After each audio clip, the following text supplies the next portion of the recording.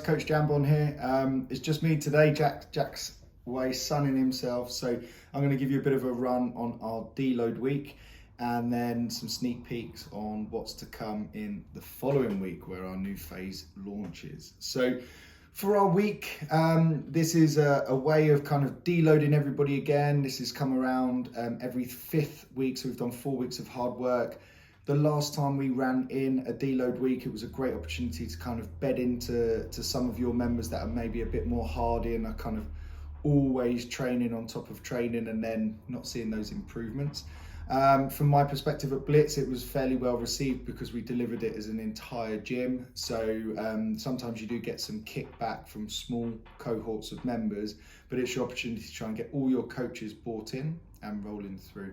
The way we've written the programming is that if someone hasn't trained much recently, it is still an opportunity to get a good workout. So the intensity is still there. There's still plenty of volume if people go searching for it. So it's not one of those ones that it's a whole week of nothing workouts and there's nothing there. We've got some sneaky retests to kind of get people going and making sure we can see their relevant improvement.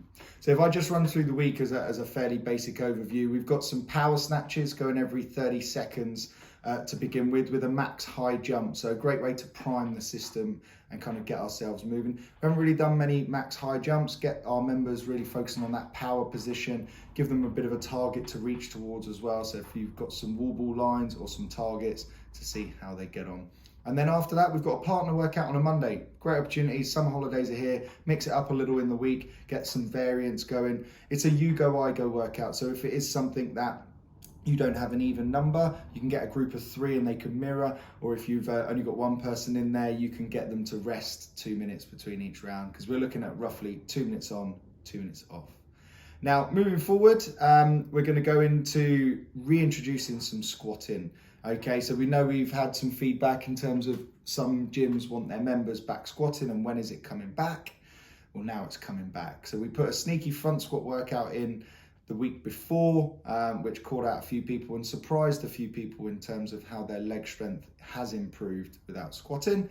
But now we've got a 10-minute EMOM, we've got 3 reps, get ourselves back under the bar and just ingraining that skill. Okay, a lot of people don't realize how important the skill element of back squatting is. Rotate people through and hopefully everyone then will start to get a bit of an idea for the following Monday where we launch our new phase, and it starts with a 10 rep max back squat.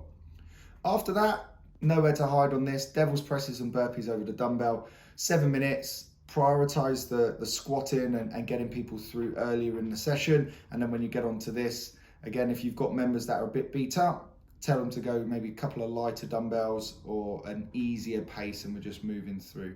Just remember the overall volume across the week is reduced, so people can still work quite hard and still recover. There is a difference between a recovery or a deload week and a rest week. We're not suggesting people rest. We're suggesting people just reduce the amount of loading going through the system. Moving on, we've got our ring muscle up, which we've popped in periodically. Last week we had a kipping ring muscle up transition focus, whereas this comes back to that strict ring muscle up work where we put that in one of our first or second weeks of this phase. Great opportunity to see whether anyone can move up a stage. So we've got our RX, we've got our option 1 and option 2. So hopefully people will be able to progress or maybe even get their first muscle up or come away from a different band going into a lighter band. Following on, we've got our nice little bodybuilding circuit, good opportunity to kind of fix up any kind of muscle imbalances as well. So with this, be talking to your members about body position and not chasing loading. A lot of the times when you see a dumbbell, it's quite easy to jump a dumbbell too heavy, start to all of a sudden be push pressing that strict press. Okay, so just make sure we're there, nailing those positions. Standard drills on our active recovery Thursday, good 30-minute mover. With this here, get those Turkish get-ups in, great opportunity to practice. A lot of our members have had some great feedback on improving their Turkish get-ups, as in having to practice them more regularly rather than like once every 6 months them dropping in. So again, this has turned up about 3 or 4 times across the last phase. Hopefully members are now getting themselves more inclined with what's weak. Is it their legs? Is it their midline? Is it shoulder stability? Got a lot of other movements to kind of work on and drill through, but in that 30-minute window, it's a great opportunity to kind of pick out a couple and then focus your coaching aspects on that. So if it's a double under, if you have a lot of your members struggling there, the jump double tap is a great opportunity to improve it. If it's just good old-fashioned fitness, the down up's there to get everybody.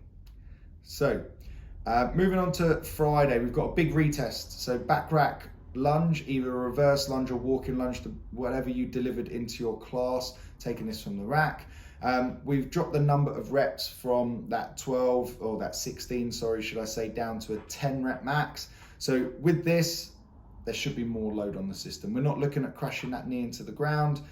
If you got people to do that with dumbbells because you felt like those members would be safer, again, the objective is to get more weight on there. As we're transitioning from more unilateral work as the main strength focus, the unilateral work will remain in our programming going forward, but again, it's going to be more as a primer, it'll be more as accessory work within workouts. A quick note on that before I forget is that me and Jack are going to be doing a video outlining the next phase and how all of the elements are put in next week. So don't worry if you're thinking, oh, we've looked on Fitter and everything looks a little bit different. We're going to do a video to kind of explain everything that goes through there. Following those lunges, good old-fashioned CrossFit couplet, double unders and toes to bar. How do your toes to bar hang up after some midline intensive double unders and vice versa? Can you maintain a good midline position on that 80 and that 60 to stay unbroken and push yourself through? Good quick sprint, get yourself nice and fit for that one. Moving on, our Super Saturday, we've got a slightly different variant to what we've been doing in the previous weeks where we've been doing maybe longer, bigger partner workouts. This has got a shorter benchmark workout doubled up. So we've got partner Diane, okay, where we're going to split that work however we want. Remember, it's training and not competing. So if you've got someone who, if Jack and I were going to do this workout, I know Jack loves a deadlift, I don't mind a handstand push-up. For us to get the quickest time, probably just leave Jack on all the deadlifts and then maybe leave me on all the handstand push-ups. But what we're after is just trying to split that work evenly. If there's a small variance where someone does a couple of extra deadlifts and a couple of extra handstand push-ups, that's fine. But just to remind your members, sometimes the leaderboard is not always what's the necessary point. You're going to head from that into a 1 rep max cluster, so a squat clean thruster. Make sure your members go down in load and then build this back up. Okay, I know some of your members will be able to squat clean thruster the RX weight for the Diane, but what we want to do is we have a 12-minute window. We can be sharing bars if we want to, and just slowly build that up. So once we get through the workout with big intensity, big music, bring it down again, revisit that cluster, make sure everyone's nicely locked in, and then start to build up the energy back in the room until people are maxing out on their positions. Okay. That's our big Super Saturday.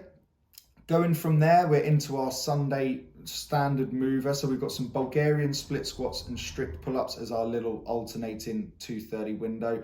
And then we move into some single arm Arnold presses. You guys may not have seen these, but just to bear in mind, it's holding those dumbbells out in front. And then from there, we can then alternate and then bring back out. Following on from there, we've just got a nice tasty EMOM there where we've got some running, we've got some AMRAP of a down up and then an alternating hang snatch. The nice thing is we've got ourselves a little bit of a rest period built in. So just to summarize, it's deload week, so try to feed that into your members. If you need to have specific conversations with some of the members, pull them aside rather than doing it in a big group and say, guys, you've trained really hard for the last 4 weeks. You're seeing lots and lots of improvement. Now's your opportunity to back off a little bit and then build that back up in the next phase, and then we'll see even more results.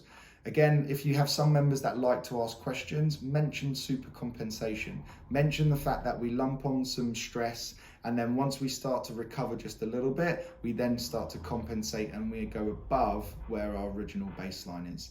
Again, I like to have that conversation with quite a lot of the members that are asking good, probing questions about programming. It's a great way to come back at them, not necessarily to assert dominance, they might feel that, but to give them the understanding that the coaches are there with the knowledge, because it is very easy to jump on Google nowadays and become an expert in anything that you do.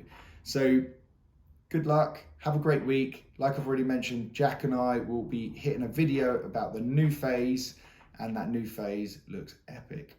Have a great day, have a great week, guys.